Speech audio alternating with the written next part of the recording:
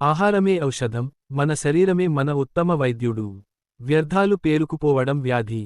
వ్యర్థాలను తొలగించడమే ఆరోగ్యం. ఋతుక్రమం సమయంలో నొప్పి, అధిక రక్తస్రావాన్ని నివారించే పద్ధతులు. శరీర ఉష్ణోగ్రత పెరగడం వల్ల ఋతుక్రమం సమయంలో నొప్పి మరింత తరచుగా కనిపిస్తుంది. ఎక్కువసేపు కుర్చీపై కూర్చోవడం, గాలి లేకుండా దుస్తులు ధరించడం మొదలైనవి శరీర ఉష్ణోగ్రతను పెంచుతాయి మరియు గర్భాశయాన్ని ప్రభావితం చేస్తాయి.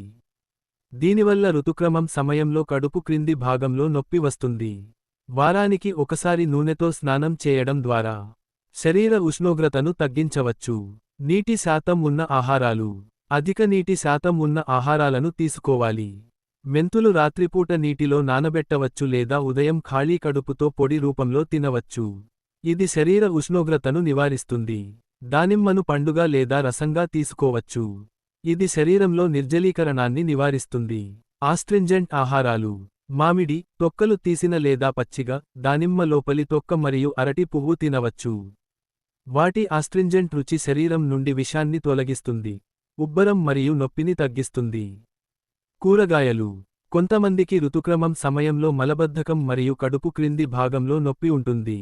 మలబద్ధకాన్ని నివారించడానికి బీన్స్ వంటి పీచు పదార్థాలు కలిగిన కూరగాయలను తినండి. ప్రకృతిక ఆహార మరియు ఆయుర్వేద సలహాదారులు. సాంప్రదాయ వైద్యులు. సిద్ధ వైద్యుడు సురేష్.